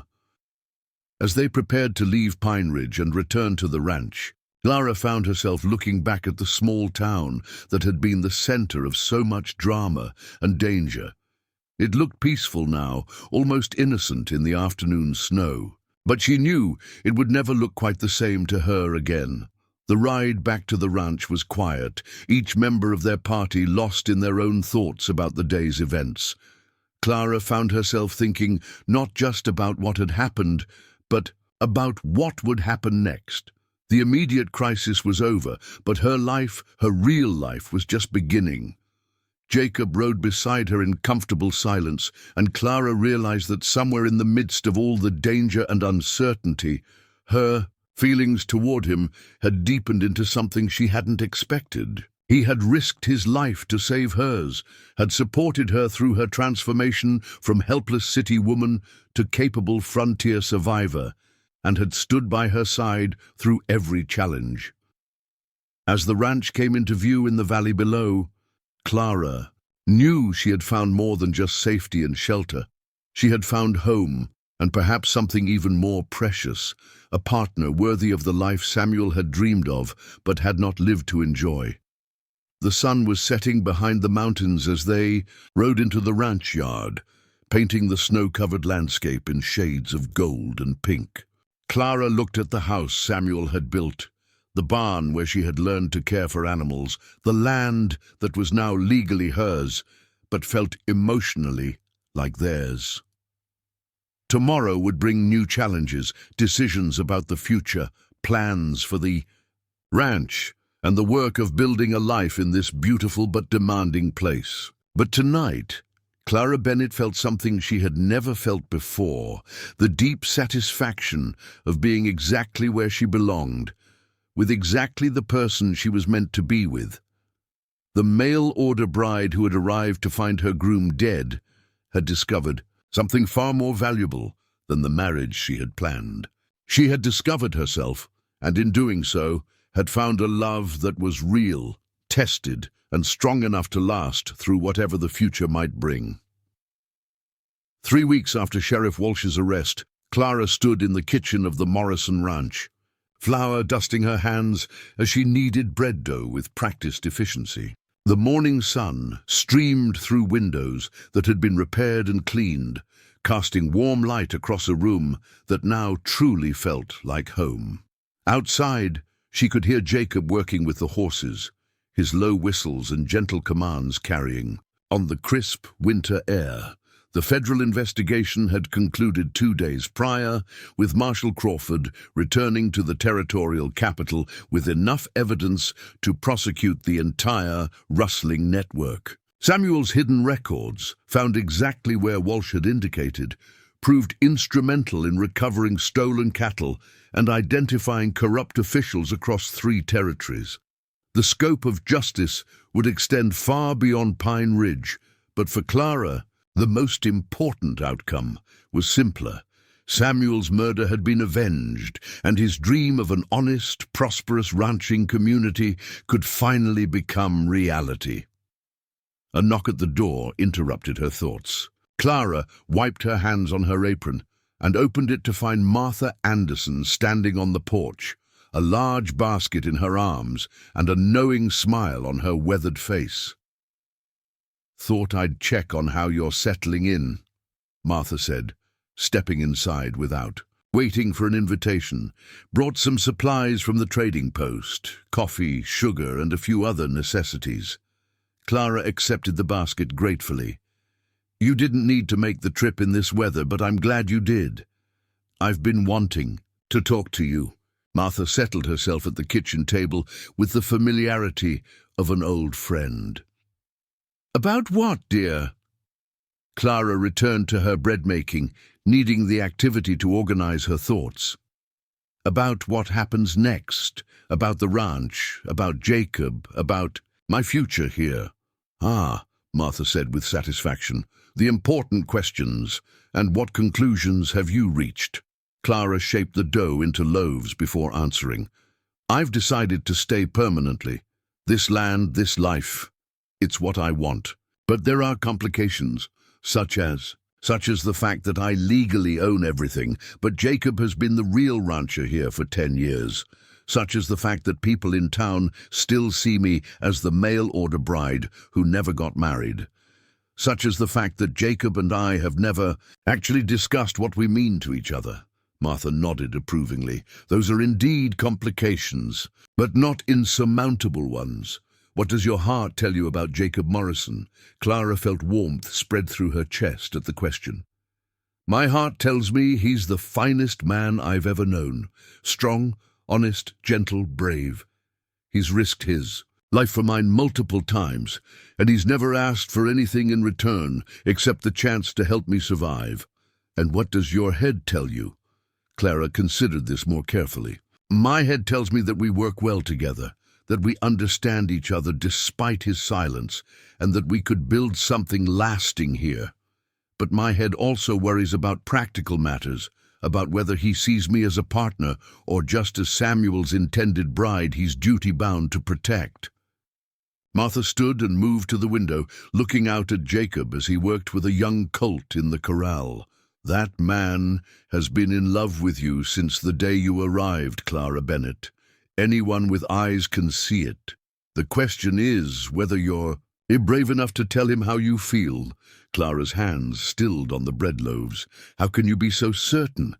"Because I've been watching Jacob Morrison for 10 years, and I've never seen him look at another human being the way he looks at you. Because he chooses to speak aloud when you're in danger, despite the pain it causes him. Because he's been building his life around, keeping you safe and happy, even when he thought you might leave come spring." The implications of Martha's words settled over Clara like a warm blanket. Could it be true? Had Jacob's protectiveness grown into something deeper? Their conversation was interrupted by the sound of approaching horses. Clara moved to the window and saw a familiar sight. Ben Patterson and Jim Wilson riding toward the Weiss house, but this time they weren't coming in response to danger. Their relaxed postures and unhurried pace suggested a social visit. Jacob emerged from the corral and greeted the visitors, gesturing toward the house. Within minutes, all 3 men were stamping snow off their boots on Clara's front porch. "Miss Bennett," Patterson said as she opened the door, "hope you don't mind us dropping by unannounced. We have some business to discuss with you and Jacob." Clara welcomed them inside, where Martha was already preparing coffee for the expanded group. The kitchen, which had felt spacious for 2 people, suddenly seemed cozy and warm, with 5 adults gathered around the table. "What kind of business?" Clara asked as she served coffee and fresh biscuits. Wilson pulled out a folded document from his coat pocket. "The territorial government has approved the formation of a new county, with Pine Ridge as the county seat. They want to establish proper local government now that the corruption has been cleaned out." "What does that have to do with us?" Clara asked. Patterson smiled. "They've asked us to recommend candidates for county sheriff and other positions. Your name came up for county clerk, managing records, deeds, correspondence. It's a paying position that would allow you to stay on the ranch and work from home most of the time." Clara was stunned. "My name, but I'm not even from here originally." "You're from here now," Wilson said firmly. "You fought for this community, helped bring criminals to justice, and you've got the education and skills to do the job well. More importantly, People trust you. Martha nodded approvingly. It's perfect for you, Clara. Uses your teaching skills and keeps you connected to the community. Clara looked at Jacob, wondering what he thought of this unexpected opportunity. He was writing on his ever-present paper, his expression thoughtful. When he finished, he showed her the note. Good idea. You would help many people. And the county would pay for a telegraph line to the ranch. Easier communication with the outside world. The practical implications began to sink in. A steady income that allowed her to stay on the ranch, work that used her education and skills, and improved connections to the broader world. It seemed almost too good to be true. There's one more thing, Patterson added. The county wants to establish a school district, and they'd like you to oversee it. Not teach full-time, but supervise teachers and curriculum for all the communities in the area. Now Clara was overwhelmed. In one conversation, she was being offered not just employment, but a chance to help shape education for an entire region. It was more than she had ever dreamed of when she left Philadelphia. I need time to think about this, she said finally. Of course, Wilson replied. But don't take too long. The territorial governor wants to have a local government established. Before spring, after the visitors left, Clara found herself alone with Martha, who was helping clear the coffee cups and seemed in no hurry to leave. Well, Martha asked, what do you think of their offer? It's wonderful, but it's also overwhelming, Clara admitted. 6 months ago, I was a spinster schoolteacher in Philadelphia. Now I'm being asked to help govern a county in Montana Territory. And how does that make you feel? Clara considered the question seriously. Excited, terrified, proud. Like maybe this is what I was always meant to do, even when I didn't know it. Martha smiled. Then you have your answer. The only question left is whether you're going to share this new life with Jacob Morrison or face it alone. That evening, after Martha had returned to her trading post, Clara found herself sitting by the fire with Jacob, both of them reading, as had become their custom. But tonight, Clara couldn't concentrate on her book. Martha's words kept echoing. In her mind, along with the memory of Jacob's unwavering support through every crisis they had faced. She closed her book and looked at Jacob, who immediately sensed her attention and looked up from his own reading. In the firelight, his blue eyes seemed particularly intense, and Clara found herself studying the strong lines of his face, the gentle way he held even a book, the patient attention he gave to everything and everyone around him. Jacob, she said, softly, I need to tell you something. He set down his book and gave her his complete attention, as he always did. The county position they offered me, I want to accept it. But before I do, I need to know something. Clara took a deep breath, gathering her courage. Are we partners in this ranch because Samuel's will made us so, or because we choose to be? Jacob reached for his paper, but Clara gently placed her hand over his, stopping him. Please, she said. I know it's difficult, but I need to hear your voice. Jacob looked at her for a long moment, then slowly nodded. When he spoke, his damaged voice was barely above a whisper, but every word was clear. We are partners because I choose you, he said simply. Every day, I choose you. Clara felt tears spring to her eyes at the effort those words had cost him, and at their simple, profound meaning. Then I choose you too, she replied, not as Samuel's intended bride, not as someone you're protecting out of duty, but as Clara Bennett choosing Jacob Morrison. Jacob's eyes widened slightly, and Clara could see hope beginning to bloom in their depths. I love you, Jacob, she continued, the words coming easier now that she had started. I love your strength and your gentleness, your courage and your kindness. I love how you communicate more with your silence than most people do with endless words. I love how you've made me feel safe enough to become who I was always meant to be.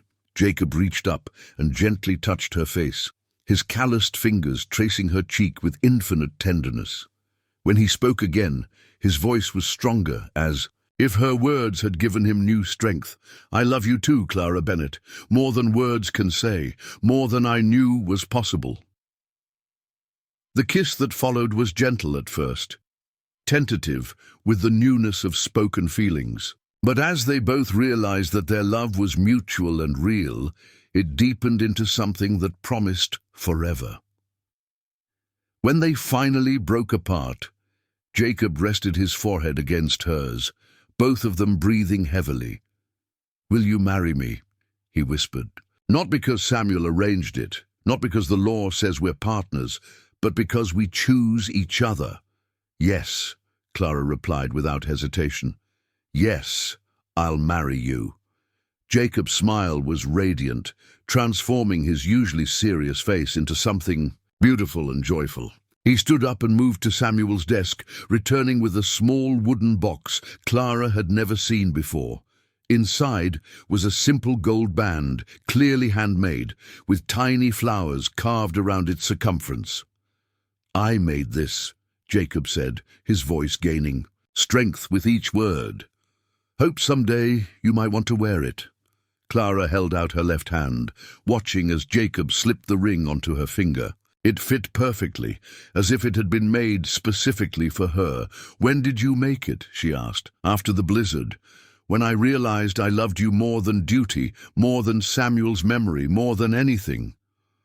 Clara admired the ring, then looked up at Jacob with mischief in her eyes. "You know, if I accept the county position and we get married, people will expect us to be pillars of the community, very respectable and proper."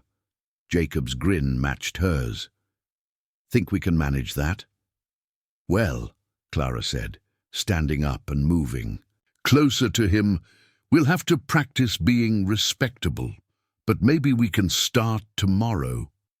Jacob laughed, the first time Clara had heard him laugh aloud, and swept her up in his arms, spinning her around the small room.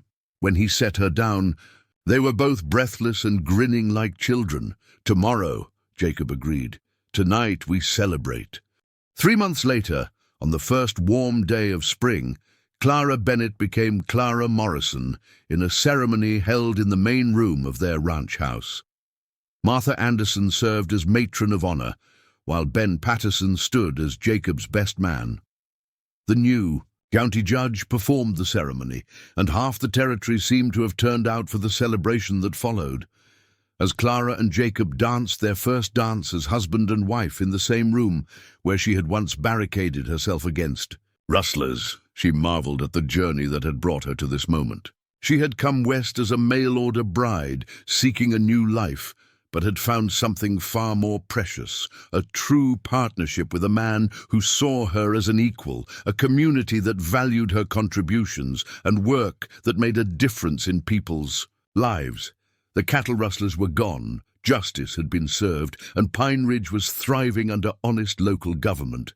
Clara's position as county clerk and school supervisor kept her busy and fulfilled, while Jacob's careful management had made their ranch one of the most prosperous in the territory. But more than any of that, Clara had discovered who she truly was when stripped of society's expectations and faced with the raw challenges of frontier life. She was strong, brave, capable, and worthy of a love that was chosen rather than arranged. As the evening wound down and guests began to depart, Clara and Jacob stood on their front porch, watching the sun set behind the mountains that had become home.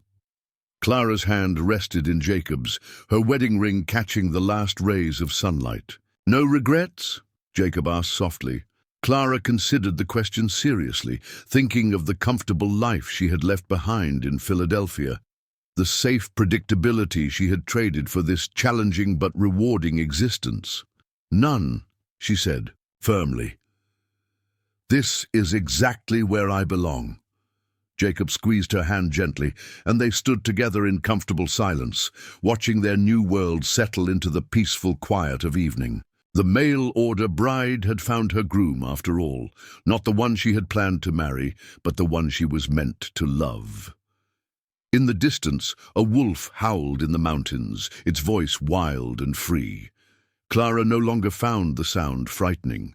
Like everything else in this beautiful, demanding place, it had become part of home. Up next, you've got two more standout stories right on your screen. If this one hits the mark, you won't want to pass these up. Just click and check them out. And don't forget to subscribe and turn on the notification bell so you don't miss any upload from us.